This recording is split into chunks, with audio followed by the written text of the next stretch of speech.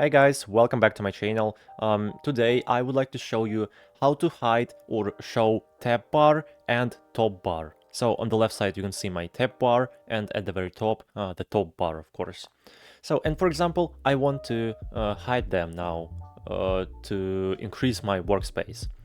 Okay, to do it you need to go to settings just by clicking on the gear icon at the top left, open settings. And after that you need to click on the second tab, look and feel. And now just scroll down a bit.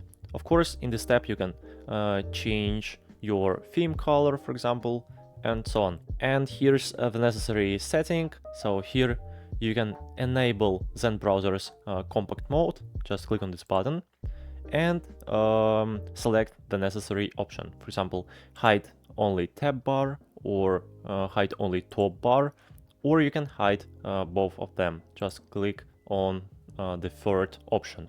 And of course, if you hover your mouse over the top bar, it will be displayed, and the tab bar, of course, too. So I really hope this video was helpful for you. Please subscribe to my channel and put a like under this video. Thank you. Goodbye.